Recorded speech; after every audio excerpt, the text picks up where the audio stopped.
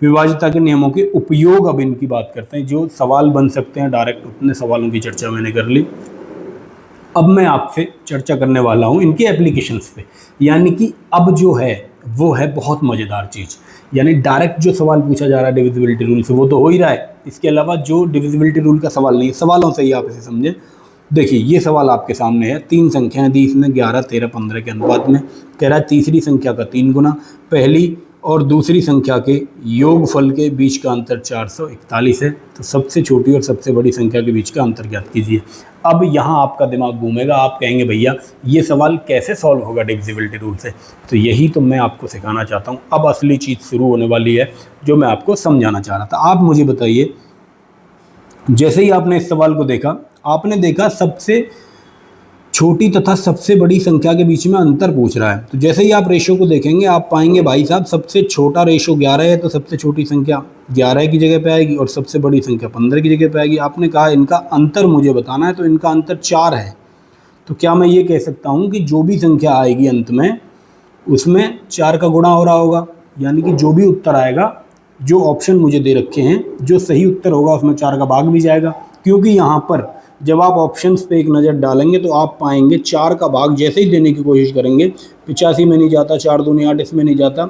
एक ऑप्शन आपको मिला जिसमें केवल 4 का भाग जा रहा था, तो इस आधार पर आप 84 उत्तर लगा सकते थे। फिर भी आपकी समझ में नहीं आई बात, तो आप ऐसे समझें, थोड़ा सा डिटेल में मैं आपको बताता हूँ इस सवाल को, फिर आपकी समझ में शायद ये अप्रोच आए।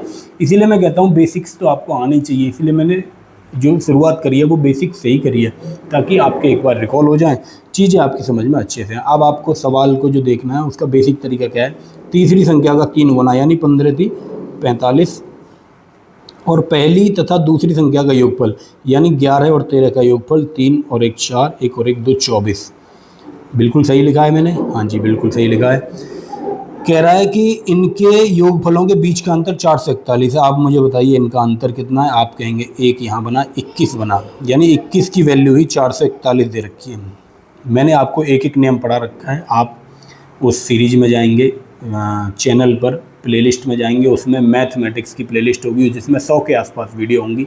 वहाँ आप एक एक नियम की वीडियो जाकर देख लें, ताकि आपको ये चीज़ें क्लियर हो जाएंगी। 21 की वैल्यू 4 से 41, इस चीज़ को लिखते कैसे हैं, तो इस चीज़ को ऐसे लिखा जाता है 441, 21 की वैल्यू 441, निकालने कितने की है, पहली और तीसरी का अंतर 4 की निकालनी है। तो ये हो गया बेसिक तरीका इस क्वेश्चन को सोल्व करने का। बेसिक से भी आपको बस ये एक लाइन लिखने की ज़रूरत थी। आपने देखा, फिर से देखा कि जो भी उत्तर आएगा उसमें 4 का भाग कैसे जाएगा, क्योंकि यहाँ 4 का गुणा हो गया था, इसके बाद ये संख्या आई थी फाइनल हमारी। तो आप 21 से जब इसे काटेंगे तो 21 दूनी 42 और 21 एक 21, 21 बार कट रहा होगा, 21 गुणा 4 करेंगे तो 84 इस सवाल का उत्तर आ रहा होगा। देखिए हालांकि मुझे समझाने में भी टाइम लगा है, फिर भी आप इस सवाल को जब करते भी बेसिक से, तो आपको कम से कम 30 सेकंड का समय तो लगता। और जो अप्रोच मैंने आपको बताई डिविजिबिलिटी रूल, जब आप इस सवाल में मारते फेंक के, तो ये मुश्किल से मुश्किल 5 से 10 सेकंड में आपके सामने अपना जवाब छोड़ देता। आगे बढ़ते हैं। हालांकि मैं ये नहीं कह रहा कि सारे सवाल रेशो के या और जो एप्लीकेशन में बता रहा हूँ डिविजिबिलिटी रूल के, इनसे सारे सवाल होंगे, सारे नहीं होंगे। 10%, 20% क्वेश्चन तो होंगे। उतने से ही आपका टाइम जो है वो पेपर में मैनेज हो जाएगा, क्योंकि मैंने खुद बहुत पेपर दिए हैं, मैंने यही अप्रोचेस लगाई भी हैं। आप देखें अगला सवाल, ये 2021 यूपीएसआई में आए हुए सवालों की बात कर रहा हूँ मैं, ये ना समझें। आप जाके प्रीवियस ईयर की किताब उठाएँ और देखें, ये सवाल आपको मिल जाएंगे अनुपात चैप्टर में। आप मुझे बताइए, 3 संख्या दे रखी हैं 17, 19 और 21 के अनुपात में। कह रहा तीसरी संख्या का 3 गुना और पहली संख्या एवं दूसरी संख्या का योगफल के बीच अंतर इतना है। पहली और तीसरी संख्या का अंतर बताइए। आपने फिर देखा, पहली संख्या 17, तीसरी संख्या 21, दोनों का अंतर कितना है, 4। यानी कि जो भी उत्तर है वो 4 का भाग उसमें जाएगा। आपने देखा ऑप्शन ए 6 और 1, इसमें आपने 4 का भाग दिया, 4 के भाग के लिए अंतिम 2 अंक चेक किए, नहीं जाता। इसमें 4 का भाग जाता है, अंतिम 2 अंक इसमें 4 का नहीं भेजा था, इसमें भी 4 का भाग जाता है। अब आपका दिमाग खराब हुआ कि भाई 2 ऑप्शन मिल गए मुझे, तो अब कैसे क्वेश्चन को सॉल्व करूं। तो मैंने बच्चे एक चीज़ और बताई थी, आपको अपना दिमाग थोड़ा सा खुला रखना है। जैसे ही आप 729 को देखेंगे आपको समझ में आएगा 729 और कुछ नहीं 9 की पावर 3 है, यानी कि 9 भी इसमें इन्वॉल्व हो गया। अब आपने थोड़ा से भी बेसिक्स आपके क्लियर होंगे, दिमाग में इमेज आपके बन रही होगी, तो आपकी समझ में आ जाएगा कि जो भी उत्तर होगा उसमें 9 का भी भाग जाएगा। यानी कि इन ऑप्शन में 2 बचे हुए मैं चेक कर लूँगा किसमें 9 का भाग जा रहा है। तो जब आप करेंगे ऑप्शन बी एक ऐसा मिला, 8 और 1 9 अंकों को योग करा, अंकों का योग करके आपने चेक किया, तो ऑप्शन बी इस सवाल का सही जवाब। बच्चों की समझ में नहीं आ रहा होगा, निश्चित ही बहुत मुश्किल चीज़ें कभी कभी हो जाती हैं, समझ में आती भी नहीं, तो बेसिक से आप इसे एक बार और समझने की कोशिश कर लें, हो सकता है आपकी समझ में चीज़ें आ जाएं। देखा, पहली संख्या का 3 गुना यानी 63, पहली और दूसरी संख्या का योगफल 9 और 7 15, 9 और 7 16 का हासिल 1 और ये 36 बना। आप इससे के अंतर की बात हुई तो आपने देखा 7 और 2 27 इसका अंतर हुआ, यानी 27 की वैल्यू 729 दे रखी है। जब आप 1 की वैल्यू निकालने जाएंगे तो आप चाहें तो 27 का पहाड़ा जिन्हें आता है वो 27 से कर लेंगे, यानी मेरे जैसा आदमी तो ऐसे करेगा 9 या 27, 9 8 72, 9 1 9, 1 की वैल्यू 27 आ गई, 1 की वैल्यू 27 आ गई, तो आपको निकालनी कितने की है गुरु? 4 की निकालनी है, तो 27 गुणा 4, 7 चौके 28 का 8 हासिल 2, 4 दूनी 8 और 2 10, 108 इस सवाल का सही जवाब आ रहा होगा। लेकिन जो बच्चे थोड़े एडवांस हैं या फिर जो एडवांस नहीं भी हैं, उन्हें इतना एडवांस होना पड़ेगा कि आपको नंबरों को देख के समझ में आ जाए कि उत्तर में किस चीज़ का भाग जाना चाहिए। तो ये अप्रोच आपको समझ में आया। आपने देखा होगा कि बेसिक से करने पे इस सवाल में कम से कम 30-40 सेकंड आपको लगते, लेकिन आप जब अप्रोच पे जाएंगे, डिविजिबिलिटी के रूल्स पे गए, तो सवाल ने अपना दम बहुत आसानी से तोड़ दिया। ये सवाल आप देखें, ABC का वेतन 5 11 6 के अनुपात में दे रखा है, कुल वेतन इसने बता दिया। पूछ रहा है सी को प्राप्त वेतन ज्ञात कीजिए। आप मुझे बताइए सी को कितना मिलेगा? आप कहेंगे 6 यूनिट सी को मिलेंगी, यानी जो भी उत्तर होगा इसमें 6 का गुणा जाना हुआ होगा, यानी कि 6 का भाग भी उसमें लगना चाहिए। आपने ऑप्शंस की तरफ रुख किया, ऑप्शन आपने देखे। 6 के लिए आप क्या चेक करते हैं? 3 और 2 चेक करते हैं। आपने देखा ये विषम संख्या, ये विषम संख्या, ये दोनों उत्तर नहीं हो सकते। ए और डी पे अब आपको खेलना है। आपने देखा कि 2 से ये दोनों कटते हैं, अब 3 की तरफ आप गए, आपने देखा 7 5 12, 3 से ऑप्शन ए नहीं कटता, 7 5 12, यहाँ 3 कटा, 2 बच गया। मैं बहुत चीज़ें हैं जो बोल नहीं रहा, आपको जो करनी है अपनी प्रैक्टिस से करनी है।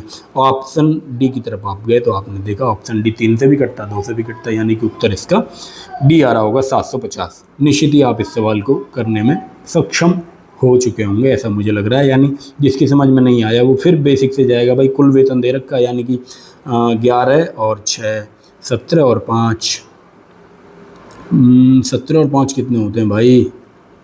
11 और 6 17, 17 और 5 22, 22 की वैल्यू आपको दे रखी है 2750। निकालनी कितने की है? सी का वेतन 6 की वैल्यू निकालनी है। आप काटेंगे 2 से 3 बार, 2 से 11 बार, 11 से काटेंगे, 11 दूनी 22, बचे 5, 11 पंजे 55, 25 या 75, यानी कि 750। ऐसे बेसिक से आप इसे सॉल्व कर दे। बाकी जब हम रेशो की बात करेंगे तब मैं बेसिक भी आपको बताऊंगा रेशो का, कि कैसे इस तरह के सवालों को सॉल्व किया जाता है। अब मैं आपको लेके चलता हूँ क्षेत्रमिति मेंशुरेशन की तरफ। अब आपने आज से पहले शायद सोचा हो कि नहीं सोचा हो कि डिविजिबिलिटी रूल का इस्तेमाल रेशो के सवालों में कैसे हो सकता है, परसेंटेज में कैसे हो सकता है। हालांकि आपने सोचा नहीं होगा कि मेंसुरेशन में इसका इस्तेमाल होगा। अब मेंसुरेशन की तरफ आपको लेके चलता हूँ। आप देखिए डिविजिबिलिटी के रूल्स मेंसुरेशन में कैसा कमाल करते हैं। मेंसुरेशन में हमारे लिए 11 की डिविजिबिलिटी बहुत उपयोगी होती है। 11 का मतलब होता है कि अल्टरनेट को जोड़ के उनका अंतर ले लेना। यही चीज़ मैंने आपको बताई थी, कई सवाल भी किए थे। क्यों 11 इंपॉर्टेंट है आप मुझे बताइए। एक पाई चीज़ है जो मेंसुरेशन में अक्सर आपको सुनाई देती है। पाई का मतलब होता है 22/2, 22/7 सॉरी, और 22 का मतलब होता है 11 गुणा 2। तो ये 11 गुणा 2 से 22 बनता है। तो जहाँ जहाँ भी पाई बनता है हमारी समझ में आ जाता है कि उत्तर में 11 का भाग जाना चाहिए, क्योंकि पाई का गुणा यदि किसी चीज़ में हुआ है, किसी फॉर्मूले में पाई है और उसी का मान उसने पूछा है, और जो उत्तर है, जो ऑप्शंस हैं वो दशमलव में भी नहीं है, भिन्न में भी नहीं है, तो इसका मतलब है कि 11 उसमें कहीं ना कहीं निहित है। 11 निहित है तो 11 का भाग उसमें जाना ही चाहिए।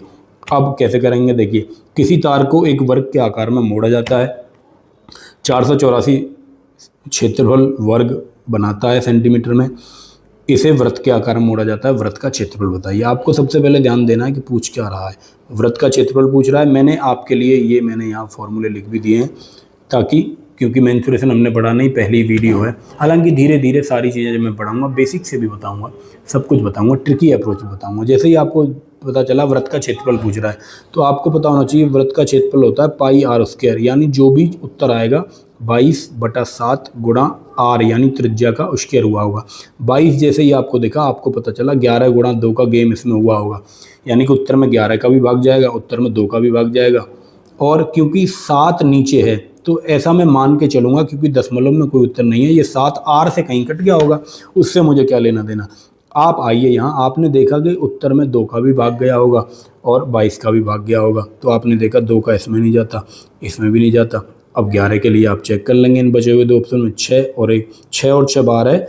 देखिए अल्टरनेट चेक करेंगे, 6 और 6 12 है, एक दूसरी तरफ बचा, 12 में से 1 गया तो 11, ये 11 से कटता है। इसे देखा 6 और 2 8, 8 में से 1 गया तो 7, ये 11 से नहीं कटता, यानी कि ऑप्शन बी इस सवाल का सही जवाब।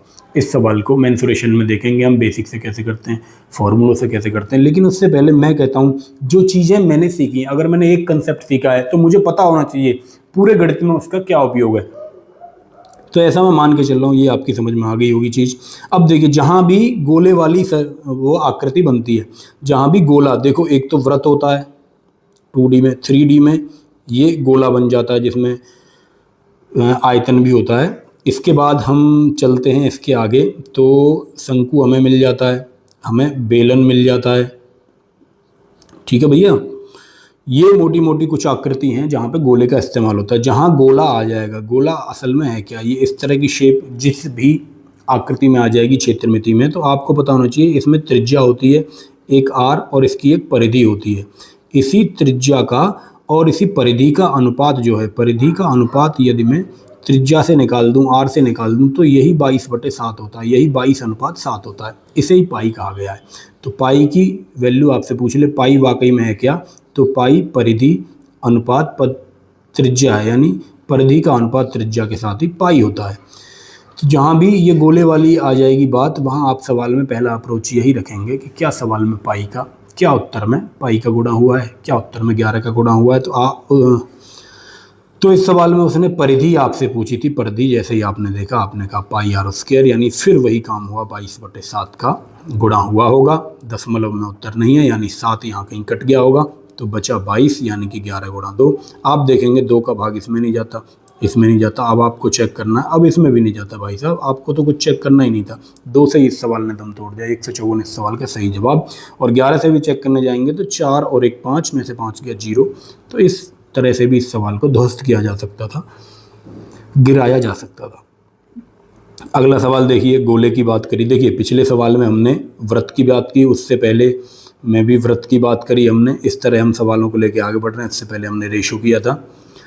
अब हम आगे बढ़ गए गोले की तरफ। इस सवाल पे आप आइए, इस सवाल पे अपनी निगाहें टिकाइए, और कह रहा है कि गोले का पृष्ठीय क्षेत्रफल ज्ञात कीजिए जिसकी त्रिज्या 112 है। आपको कुछ नहीं पता, आपको पता है कि गोले का पृष्ठीय क्षेत्रफल जो है उसमें पाई का कहीं गुणा होता है, हालांकि इसका फॉर्मूला 4 पाई आर स्क्वायर होता है। आपको नहीं भी पता, चलो आप फॉर्मूला भूल भी गए, लेकिन इतना तो आपको पता रहेगा कि भाई जो गोला होता है वो गोल चीज़ है, गोल में परिधि और त्रिज्या होती है, यानी पृष्ठीय क्षेत्रफल जब आप इसका निकालेंगे तो पाई का गुणा इसमें हुआ होगा, ऐसे ही पाई का गुणा होगा। पाई मतलब 11 गुणा 2, यानी कि 11 का भाग भी जाएगा, 2 का भी। 2 का तो आपने देखा 4 ऑप्शन में जा रहा है, तो आपको 11 के साथ ही इसमें खेलना पड़ेगा।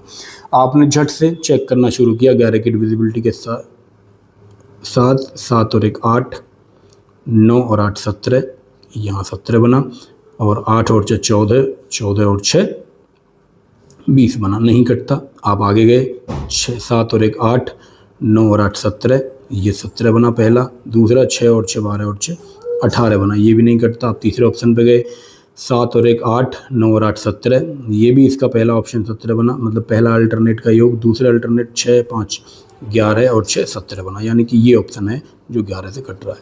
तो ऑप्शन सी इस सवाल का सही जवाब होगा। कभी कभी क्या होता है, ऑप्शन ऐसे दे देगा, 2 ऑप्शन जो हैं वो 11 से कट रहे होंगे, तो ऐसे सवाल में आप इस तरह नहीं जा सकते कि केवल एक ऑप्शन 11 से कट रहा है तो उसे टिक करके आगे बढ़ गए। आप चौथे ऑप्शन को भी चेक कर लें, कहीं गलती तो नहीं हो रही आपसे। 7 और 1 8, 9 और 8 17 इसका योग बना, और 7 और 6 13 और 6 19, यानी ये भी नहीं कटता। तो अब आप श्योर हो गए कि सी ही इस सवाल का जवाब होगा। अगर नहीं, ऐसे नहीं हो रहा होता तो फिर हम उसके फॉर्मूले के बेस पे जाते, उस हिसाब से क्वेश्चन को सॉल्व कर रहे होते। और भी इसमें तरीका हो सकता है। देखो आपको बताया कि 4 पाई आर स्क्वायर होता है गुरु, और देखो पाई में 11 होता है, यहाँ 4 भी है, 7 आर से कहीं कटा होगा क्योंकि दशमलव में उत्तर आ नहीं रहा। तो इस सवाल में आप 4 से भी चेक कर लेते, लेकिन आपने जैसे ही 4 से चेक करने की तरफ रुख किया, आपने देखा 96 लिखा हुआ है सबके पीछे। यानी एग्जामिनर ने भी ये सोच के ये सवाल बनाया था कि कहीं 4 की डिविजिबिलिटी से इसका उत्तर न लगा दे बच्चा। तो 4 दूनी 8, 4 चौके 16, 4 से चारों कट रहे थे, इसलिए हमें 11 से इस पे जाना पड़ा। अगला सवाल आप देखें, कह रहा है कि पृष्ठीय क्षेत्रफल गोले का बताइए, 168 सेंटीमीटर उसकी त्रिज्या है। फिर वही चीज़ चाहें तो आप फॉर्मूला लगा के क्वेश्चन को कर दें, फॉर्मूला नहीं चला, फॉर्मूला नहीं आप लगाना चाह रहे हैं तो गोले का पृष्ठीय क्षेत्रफल, इसमें क्या पूछ रहा था, गोले का पृष्ठीय क्षेत्रफल, फिर वही सवाल बस नंबर बदल के। यूपीएसआई में ये सवाल भी आया है, आप देखें पृष्ठीय क्षेत्रफल आपको पता है 4 पाई आर स्क्वायर होता है। फिर 4 से आपने देखा सारे ऑप्शन कट रहे हैं, फिर आपको 11 की तरफ मूव होना पड़ेगा क्योंकि पाई में 11 छुपा हुआ है दोस्त। आपने देखा 4, 3 और 4 7 और 1 8, ये 8 बना। दूसरे एक अल्टरनेट 8 6 14 हुआ, 14 और 6 हुआ भाई साहब 20, नहीं कटता। आगे बढ़े आप, आपने देखा 3 4 7 और 1 8 बना। आपने देखा 5 8 5 13 और 6 19 बना। आपने देखा ये 19 बना और 8 बना, 19 और 8 का अंतर 11 होता है, कटता है, यानी ऑप्शन सही हो सकता है। आगे भी चेक करा आपने, 4 और 3 7 और 1 8 बना। आपने देखा 7 और 8 और 7 16 और 6 22 बना, यानी कि ये नहीं कटता। आप अंतिम ऑप्शन की तरफ रुकिए, आप ये ऑप्शन चेक कर लेंगे। मैं जल्दी जल्दी इसलिए ख़त्म कर रहा हूँ क्योंकि वीडियो ऑलरेडी बहुत लंबी हो चुकी है, इसलिए मैं चाह रहा हूँ कि जल्दी जल्दी चीज़ें, ये छोटी छोटी चीज़ें आप स्वयं भी कर लेंगे। 11 की डिविजिबिलिटी आप सीख ही चुके हैं, कैसे चेक करते हैं कोई नंबर 11 से कटेगा कि नहीं। आखिरी ऑप्शन पे आया, मैंने देखा 3 4 और 3 7 और 1 8 बना, ये पहला वाला अल्टरनेट। दूसरा 8 दूनी 16 और 6, आपको मिला यहाँ 16 और 6 22, ये भी नहीं कटता। तो आपके पास एक ही ऑप्शन ऐसा था सी, जो कि 11 से कट रहा था। तो आप कह सकते हैं कि ये सवाल इस तरह से सॉल्व होता। अगला देखिए, शंकु की बात करी। शंकु क्या होता है, इस तरह की आकृति शंकु होती है। इस तरह की आकृति थोड़ा सा सुंदर बना देता हूँ भाई लोगों के लिए। इस तरह की आकृति शंकु होती है, कुछ इस तरह की। आपको पता है कि शंकु में भी एक गोले की बात होगी। तिर्यक ऊंचाई दे रखी है, त्रिज्या दे रखी है, वक्र पृष्ठीय क्षेत्रफल पूछ रहा है। जैसे ही क्षेत्रफल की बात होगी और उसमें गोला आ रहा होगा कहीं, तो आपको याद रखना है कि उसके उत्तर में 11 का भाग जाएगा। क्षेत्रफल की बात होगी और वो ऐसी एक शेप है जिसमें वृत्त गोला कहीं बनता है, उसका ध्यान रखना है आपको। तो आपको जैसे ही वक्र पृष्ठीय क्षेत्रफल की बात हुई तो आप चाहें तो वक्र पृष्ठीय क्षेत्रफल आपको पता होना चाहिए। फॉर्मूला आप लगा दें, पाई आर एल प्लस आर, जो साइड में मैंने लिखा भी हुआ है, पाई आर एल मैंने साइड में लिखा हुआ है, पाई आर स्क्वायर, जिसकी भी जरूरत हो आप लगा दें। अभी आपको केवल मैं इतनी चीज़ सिखाना चाह रहा हूँ, पाई का इस्तेमाल हुआ, यानी 11 का भाग इसमें जाना चाहिए। आपने देखा 8 दूनी 16 में से 6 गए तो 10, 11 से नहीं कटता। 8 दूनी 16 में से 8 गए तो 8, 11 से नहीं कटता। 8 दूनी 16 में से 7 गए तो तब भी 11 से नहीं कट रहा गुरु। आपने देखा कि 8 दूनी 16 में से 5 गए तो 11 यहाँ बचते हैं। ये ऑप्शन डी 11 से कट रहा था, एक ही ऑप्शन था 11 से कट रहा था, तो मैंने उस पर टिक लगा के मैं आगे बढ़ गया। तो मुझे लगता है कि आपको मैं बहुत चीज़ें आज सिखाने में सफल रहा हूँगा। बहुत सारी चीज़ें हमने देखी। हमने डिविजिबिलिटी रूल से शुरुआत करी, छोटे सवालों से शुरुआत करी, और आपने देखे अंत में हम किस लेवल तक सवालों को लेके गए। ऐसे ही अप्रोच आपको रखने हैं क्वेश्चन को सॉल्व करने में भी। इसी तरह इसी अप्रोच के साथ आपको पेपर भी सॉल्व करना है। कैसे सॉल्व करना है, पहले तो सिलेबस देखिए। सारा अप्रोच जो जीवन में होता है वो होता है इजी से हार्ड का। पहले आप इजी चीज़ें सीखें। जब आप अपना सिलेबस कंप्लीट करेंगे तो आप शुरुआत करेंगे इजी चीज़ों से। जितना भी इजी है उसे पूरा कंप्लीट करें। यानी कि मैथ के सिलेबस में जितनी चीज़ें आपको आसान लगती हैं उन्हें लास्ट तक ख़त्म करके दोबारा लौटें, फिर थोड़ा सा अपना लेवल अप करें, फिर लास्ट तक पहुँचें। क्योंकि क्या होता है, सारी चीज़ें इंटरलिंक्ड होती हैं एक दूसरे से। जब तक आप एक बार पूरा करके लास्ट तक नहीं पहुँचेंगे तब तक आपको पूरा समझ में नहीं आएगा। आप कहें कि नंबर सिस्टम में पूरा समझ लूँ, परसेंटेज ना पढ़ूँ, रेशो ना पढ़ूँ, तो ऐसा संभव नहीं है भाई। आपको वो कंसेप्ट आना चाहिए। इसलिए मैं कहता हूँ आपको रिपीट मारना, यानी आपको पहले लास्ट तक जाना है। बेसिक समझ आपकी बन जाएगी सारे चैप्टर की। जब आप लौट के आएंगे तो पाएंगे कि जो चीज़ें आपको शुरुआत में नहीं हो रही थी वो आधे डाउट तो आपके क्लियर हो गए लास्ट तक पहुँचते पहुँचते। तो इस तरह आपको अप्रोच रखना है। इसी तरह आपको एग्ज़ाम में क्वेश्चंस को सॉल्व करना है। पहले आपको पहले रन में लास्ट तक पहुँचना है, सारे इजी सवालों को ध्वस्त करके। यानी कि 160 क्वेश्चन यूपीएसआई में पूछे जाते हैं, तो 120-130 क्वेश्चन आपके टारगेट हैं पहली बार में आप 120-25 क्वेश्चन तक चले गए। मान लो 10 क्वेश्चन आपको ऐसे लगे जो टफ हैं, दोबारा में आए, और दोबारा के लिए आपको केवल मैथ और रीजनिंग के क्वेश्चन को छोड़ना है। अगला सवाल, इस सवाल में आपको वाकई मज़ा आएगा। अब मैं आपको लेके चल रहा हूँ उन सवालों की तरफ जो थोड़े मॉडरेट हैं, या कहा जा सकता है एग्ज़ाम में अचानक से आ जाएं तो आपके पसीने छूट सकते हैं। तो ऐसे सवालों को आप एग्ज़ाम में कैसे करेंगे, वीडियो पॉज करके आप एक बार ट्राई कर सकते हैं इस क्वेश्चन को सॉल्व करने के लिए। ये मैंने इंस्टाग्राम पे स्टोरी में भी लगाया था, शायद आप लोगों में से कुछ ने जवाब भेजा, कोई 2 भेज रहा है, कोई 4 भेज रहा है, कोई 8, कोई 6, सब ने तुक्के मारे हैं इस सवाल में। इस सवाल को सॉल्व करना कैसे ये आप देखें, कई तरीके हैं। एक फार्मूला भी है, फार्मूले के आधार पर सीरीज समांतर श्रेणी इसमें बनती है, एक उसका योग करके मैं सारी चीज़ों को अभी हटाकर मैं आपको सबसे बेसिक, सबसे अच्छा जो अप्रोच हो सकता है उस पर मैं आपसे बात कर रहा हूँ। आप मुझे बताइए, ये नंबर है 9 से डिविजिबल होने के लिए मैंने कहा अंकों का योग आप चेक करेंगे, तो आप अंकों के योग की तरफ जाएं। इस नंबर को जो दिया हुआ है इसे गौर से देखें, 201, 202, 203, 204, 205, 206 से 260 तक ये सीरीज जा रही है। तो मैं कहता हूँ कि अंकों का योग जब निकालना हो तो आप अलग अलग भी निकाल सकते हैं, जहाँ जहाँ 9 से कट रहा हो वहाँ वहाँ आप काट के आगे बढ़ें, जैसा कि हम करते हैं। तो वही हमने करा, हमने देखा 201 के अंकों का योग 3 हो रहा है, 202 के अंकों का योग 4 हो रहा है, फिर 203 में 3 और 2 5 हुआ, इसमें 4 और 2 6 हुआ, इसमें 5 और 2 7 हुआ, इसमें 6 और 2 8 हुआ, और इसके सामने मान लीजिए 207 भी लिखा है तो 9 हो जाएगा, 208 भी लिखा होता तो 10 हो जाता। जैसे ही 10 होगा, मैंने आपको अभी बताया था अंकीय योग जैसे ही 10 होगा, 10 में 2 डिजिट आ गए तो 1 और 0 को आप जोड़ेंगे तो ये फिर से 1 हो जाएगा। फिर 209 में फिर ये 11 हो जाएगा, 11 के अंकों को जोड़ेंगे 2 हो जाएगा। फिर 200, आपको मैं सीरीज समझाना चाह रहा हूँ, देखिए इसमें क्रम क्या बनना है। फिर ये 210 होगा तो 3 आ जाएगा। आपने देखा कि एक सीरीज यहाँ से बन रही है 3 4 5 6 7 8 9 1 2 तक, फिर 3 से फिर वही सीरीज बननी शुरू हो जाएगी, 5 6 डॉट डॉट डॉट ऐसे हो जाएगा। तो आपको एक चीज़ समझ में आ रही होगी गुरु कि भाई साहब यहाँ से 1 2 3 4 5 6 7 8 9 संख्याएं, जो इसमें 9 ग्रुप जो दिए हैं, मैं एक तरह से ग्रुप कहूँगा इसे, 9 ग्रुपों को जोड़ने पर आप देखेंगे शेषफल कितना है, क्योंकि इसके बाद तो रिपीट हो रहा है, जहाँ तक रिपीट होगा वहाँ तक उतना ही शेषफल रहेगा। उसके आगे हम चेक कर लेंगे। देखिए कैसे चेक करेंगे, आप सवाल को, सॉल्यूशन को देखिए तभी आपकी समझ में आएगा। अब आप केवल इस वाले ग्रुप में जो एक सीरीज है, फिर यहाँ से रिपीट होनी चालू हुई, तो जहाँ तक ये रिपीटेशन बन रहा है वहाँ तक आपने चेक किया, आपने देखा 5 और 4 9, 9 से कटा, 9 9 से कटा, 8 और 1 9 से कटा, 7 और 2 ये भी 9 से कटा।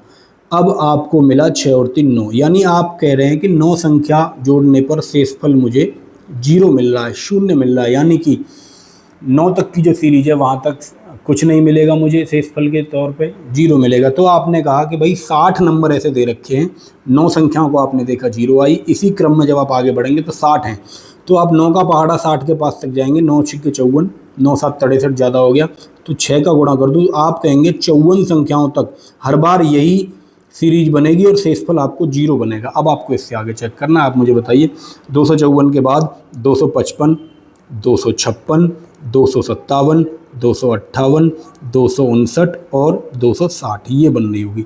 अब इतना लिखने की ज़रूरत तो नहीं थी, लेकिन आपके समझने के लिए मैंने ये लिख दिया है। अब आप इनका अंकीय योग जब निकालेंगे, यानी डिजिटल सम निकालेंगे, 5 और 5 10 और 2 12, इसका 3 हुआ। अब आपको पता है 4 5 6 7 8 ऐसे बढ़ेगा क्योंकि सीरीज चल रही है। फिर भी जोड़ के देखो एक बार, 6 और 2 8 5 13, 13 का 3 और 1 4 हुआ, 7 5 12 और 2 14, 14 का 4 और 1 5 हुआ, ऐसे ही 6 7 8 ऐसे आ रहा होगा। अब आपको कुछ नहीं करना है, इसमें देख लेना है 9 से कटेगा कि नहीं, वही तरीका, जब तक डिजिट सम निकालते रहेंगे, जहाँ जहाँ 9 मिलता रहेगा उसे हटाते रहेंगे।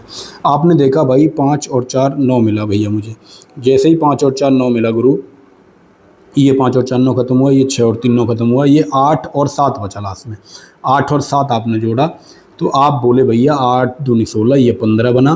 15 के आपने अंकों का योग निकाला, यानी कि 5 और 1 6 बना, तो इसका उत्तर 6 हुआ, यानी कि 6, यानी कि ऑप्शन सी इस सवाल का सही जवाब। 6 इस सवाल का जवाब आ रहा होगा। अब आपकी समझ में एक चीज़ और आई होगी इस सवाल से गुरु, कि जब भी 9 के लिए आपको निकालना है, 9 का भाग उसी संख्या में जाता है जिसके अंकों का योगफल 9 हो रहा हो। आप 9 का पहाड़ा पढ़ें, 9 1 9, 9 दूनी 18, 8 और 1 9, 9 3 27, 7 और 2 9, 9 चौक 36, 6 और 3 9। आप 9 का पहाड़ा पढ़ें, जितने भी आपका मन करे वहाँ तक पढ़ें। जब भी 9 का गुणा किसी संख्या में होगा, उसका अंकीय योग यानी डिजिटल सम 9 आ रहा होगा। ये आपकी समझ में आ जानी चाहिए। अब बात डिजिटल सम कैसे निकालते हैं, जब तक एक अंक हमको ना मिल जाए तब तक जोड़ते चले जाते हैं। तो 9 आ रहा होगा। इसके अलावा जो भी डिजिटल सम आएगा, यानी जो भी अंकीय योग आएगा, वही शेष भी होगा, ये बात आपकी समझ में आ रही होगी। जैसे एक संख्या 15 है, आपसे कहूँ मैं 9 का भाग 15 में लगाओ, कितना शेषफल आएगा? तो आप 9 का भाग दे के देखेंगे, 9 एक 9, 15 में से 9 घटाएंगे, तब आप बताएंगे 6 आएगा। मैं कहता हूँ इसी के आपको अंकों को जोड़ देना है, 5 और 1 6 आपको बता देना है कि आ जाएगा। मुझे लगता है कि ये सॉल्यूशन आपकी समझ में आया होगा। नहीं आया तो आप कमेंट में ज़रूर लिख देंगे कि भैया मेरी समझ में इस वाले सवाल का सॉल्यूशन नहीं आया था। अब थोड़ा सा और लेवल को अप करते हैं। 2017 उत्तर प्रदेश पुलिस दरोगा भर्ती में ये क्वेश्चन आपसे पूछा गया। इसमें एक बात आपको याद रखने की ये है बच्चे कि फैक्टोरियल जीरो आपने ना पढ़ा होगा। फैक्टोरियल को क्रम गुणित कहते हैं, यानी क्रम में जब गुणा हो तो उस चीज़ को फैक्टोरियल कहते हैं। अभी मैं समझा देता हूँ थोड़ा सा। फैक्टोरियल जीरो का मान हमेशा 1 होता है, ये आप कहीं नोट कर लेंगे, आपके काम आने वाला है। इसके चक्कर में कहीं भी आप सवाल गलत कर सकते हैं। इसके बाद फैक्टोरियल को देखो, जीरो फैक्टोरियल का मतलब ऐसे भी लिखा जाता है, कहीं कहीं इसे ऐसे भी लिख देते हैं फैक्टोरियल जीरो फैक्टोरियल 1, यानी कोई भी संख्या हो सकती है इसकी जगह, तो इसे मैं n ही लिख देता हूँ। फैक्टोरियल लिखने के ये 2 तरीके हैं, नोट कर लें आप चाहें तो।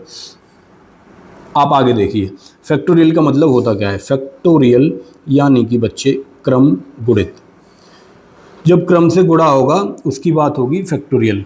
क्रम कैसे, ये बात समझिए। जैसे 1 फैक्टोरियल, 2 फैक्टोरियल, 3 फैक्टोरियल, 4 फैक्टोरियल, तो जो भी संख्या दी गई है फैक्टोरियल में, जैसे 3 फैक्टोरियल है तो 3 गुणा 2 गुणा 1, 1 तक गुणा करते हुए जाएंगे उसी संख्या का। जैसे फैक्टोरियल 50 मुझे दे रखा है तो इसका मतलब हुआ 50 गुणा 49 गुणा 48 डॉट डॉट डॉट डॉट 1 तक गुणा हो जाएगा इसका। तो मुझे लगता है फैक्टोरियल आप समझ गए होंगे और इतना आप जानते भी होंगे। यार ये बहुत छोटी बात है और मुझे नहीं लगता बहुत ज़्यादा इसमें जाने की ज़रूरत है। आप केवल सवाल पे जाइए। अब आपसे मैं कह रहा हूँ, सवाल कह रहा है कि 5 से भाग देने पर शेषफल क्या होगा। अब आप मुझे बताइए, 5 से भाग जाएगा, जहाँ 5 आ जाएगा, जिस फैक्टोरियल में 5 का गुणा हो रहा होगा उसमें 5 का भाग चला जाएगा, जिसमें नहीं हो रहा होगा उसमें 5 का भाग नहीं जाएगा। तो जितने भी 5 या 5 से बड़े फैक्टोरियल हैं, आप देखिए 5 फैक्टोरियल आप करते हैं तो 5 गुणा 4 गुणा 3 गुणा 2 गुणा 1, 6 फैक्टोरियल करते हैं तो 6 गुणा 5 गुणा 4, ऐसे ही यहाँ भी 5 आ गया 6 के फैक्टोरियल में, तो 5 के फैक्टोरियल में तो है ही। यानी कि 5 से बड़े जितने भी हैं सब में 5 का भाग जा रहा होगा, यानी 5 से बड़े फैक्टोरियल को चेक करने की ज़रूरत नहीं है। शेषफल जो भी बनेगा वो हमारा यहाँ से बन रहा होगा, फैक्टोरियल 4 से। देखिए ये सवाल जो आपके सामने लिखा है ये डॉट डॉट डॉट है, ये प्लस की जगह इसे आप सही कर लेंगे, डॉट डॉट डॉट 98 तक ये जा रहा है। ठीक है गुरु, ये इंग्लिश में भी गलत है, ये सीरीज है 98 तक। ठीक है, तो आप मुझे बताएं, फैक्टोरियल 0 की वैल्यू 1 हो गई, फैक्टोरियल 1 की वैल्यू भी 1 हो गई, फैक्टोरियल 2 की वैल्यू 2 गुणा 1 2 हो गई, फैक्टोरियल 3 की वैल्यू 3 गुणा 2 गुणा 1 3 दूनी 6 हो गई, फैक्टोरियल 4 की वैल्यू में 4 का गुणा और हो जाएगा, 4 दे 12 दूनी 24। जैसे ही फैक्टोरियल 5 की बात होगी, 5 का गुणा और होगा तो ये 5 से कट रहा होगा। तो इससे आगे जितनी भी संख्या होंगी वो सब 5 से कट रही होंगी, कोई शेषफल नहीं बनेगा। शेषफल केवल इनके बेस पे बनेगा। अब आपने देखा 5 का भाग इनमें देखा, आप बताइए 24 और 36 5 से कटा, बात खत्म हुई। 2 3 4, यानी कि शेषफल आपको 4 मिल रहा होगा जब आप इसे 5 से भाग दे रहे होंगे। हालांकि ये सवाल आपकी समझ में तब और ज़्यादा अच्छी तरह आता जब मैं आपको शेषफल प्रमेय रिमाइंडर थ्योरम पढ़ा चुका होता, लेकिन मैं आपको बताना चाहता हूँ कि जो चीज़ें मुझे आती हैं उनके आधार पर भी क्वेश्चंस को सॉल्व किया जा सकता है। तो आपको अभी मैंने डिविजिबिलिटी के रूल और उनसे संबंधित सवालों की मैं चर्चा कर रहा हूँ। इस सवाल का आंसर ऑप्शन डी होगा।